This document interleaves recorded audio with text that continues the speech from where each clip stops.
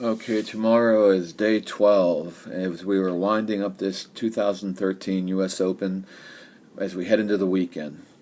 First, before I even go over the schedule for tomorrow, I just want to take a quick look at the mixed doubles draw because there's been a lot of upsets here. Almost no seeds have gotten through, and what we have is the top seed, as you can see up there, lost right away. The 3 seed, Gorgeous and Bopana, lost right away to an upstart team out of nowhere, Spears Gonzalez from America and Mexico. Incredible. And they also later beat the 8 seed, Huber and Mello, who have had some success. And the 1 seeded team, the 5 seed, Garrigus and Soares. And Soares is also in the men's doubles final, but they actually got all the way to the semis, and then they lost to Spears Gonzalez. So of all these teams that are pretty decent, Spears and Gonzalez came out of nowhere. And down in the bottom, as you can see, the number 7 seed, Lavakova and Mirny, actually did get all the way through. At the very bottom, Sribatnik and Zimojic are actually a great team, but they haven't done so well of late. They were the 2 seed, and in this one they just had the bad luck of facing Medanovic and Nestor, because Medanovic and Nestor have been great in the slams this year. They took care of them. And then there were some more upsets like Raymond Roger, Pesky, Mikowski. So, of course, Lakova and Mirny beat Pesky, Mikowski. So the 7 seed beat the 4 seed. And then they also beat Bogdanovic Nestor. To me, that was an upset. And you can see it's 12-10 in the super tiebreak in the semis. So that's a major match. 7-6, 6-4, 12-10. And that got them into the final. They should be the favorite tomorrow. But I don't know. The Spears Gonzalez hasn't even really... Well, they did have a tough super tiebreak against Huber Mello, 11-9, in their quarterfinal. But they had an easy semifinal. So I don't know. We'll see. I mean, wow. That's all I got to say. I would think Lavakova Mirny would have experience individually in doubles. They have experienced more, but who knows?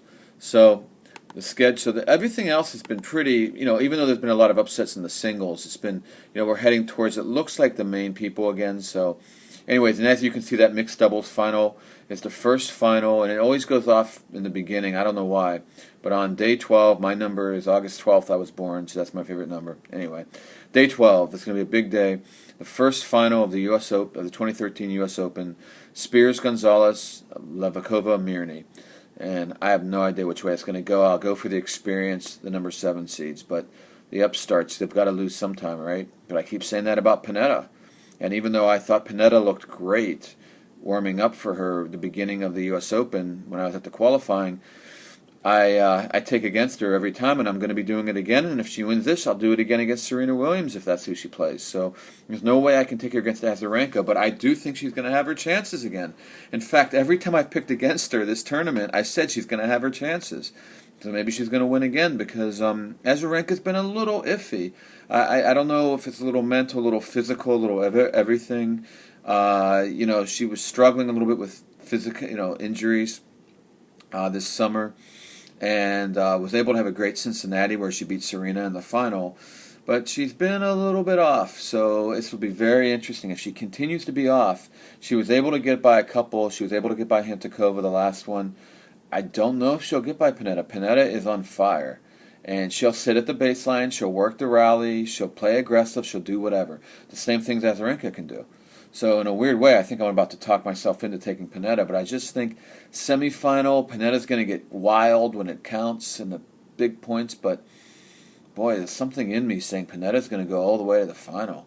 But I wouldn't pick this, believe me, but if you had me against the wall, I'd say Azarenka. I think it's going to be a great one.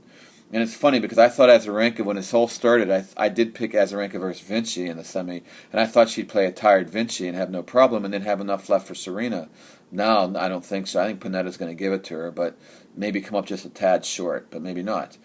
The next one after that, Serena and Na Li, and yeah, you've got to go for Serena. Na Li still has some chinks in that armor, and she showed it against Makarova and everybody else. But she's playing well, and I don't think she'll get a set, but she might. That could be a really good one too. She probably will get a set. And both of these are good three setters. These are good semifinals. They're going to be a little bit better than maybe even people think. They're pretty good. But in the end, we should have Serena Azarenka, but I don't know. I think Serena would have to twist an ankle, to be honest, to lose, but she could. And I think definitely Azarenka could lose to Panetta. So, and then after a rest, if she doesn't twist an ankle, Serena and Venus have to play. So I just think this might do them in. I definitely thought they would beat Irani and Vinci, but now I'm like, I don't know. Well, we'll a lot depends on how Serena comes out of her match.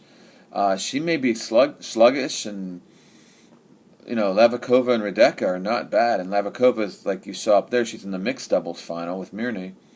So she's playing well. She's a little fatigued for the singles. She didn't do so well in the singles, but doubles doesn't take the energy. So yeah, I don't know. I don't know. Well, we'll see.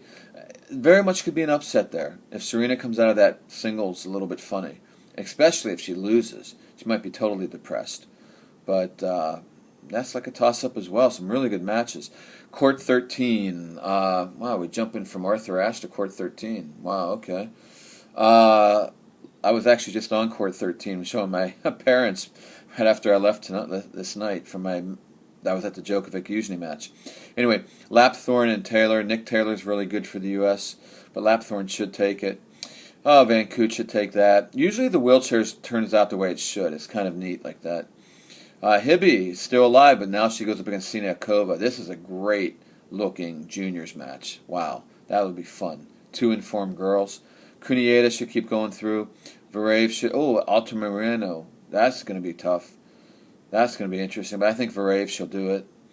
He should do it. The doubles now starts for the wheelchairs. Yes, wheelchairs has doubles. Anything else? We're in court 7. I guess no Louis Armstrong tomorrow? Kokkinakis and Quincy. Oh, that's a good one. Wow. Kokkinakis might take that on the hard court. I think he could take that upset. Chirico. Oh, I thought she could avoid Konju sooner, until later, but she had a tough 3-setter. I think Konju takes this. Chirico had a tough 3-setter, so I think Konju goes through. That's a shame because Chirico should have been seated higher, but she doesn't play juniors much anymore. And anyways, more wheelchairs, more juniors, doubles, quads, and that's it. So I feel like the whole schedule must not come out, but I guess so. 14, 10, 8, 7, 11, 13, and Arthur Ashe. Is that it for Louis Armstrong, Court 17 and Grandstand? Well, maybe it is. Well, that's a wrap for tomorrow anyway. So some really good action still. We've got a lot of good action. No men's singles, but some really good doubles, some great doubles, and some, I think, possibly really good semifinals in the women's singles.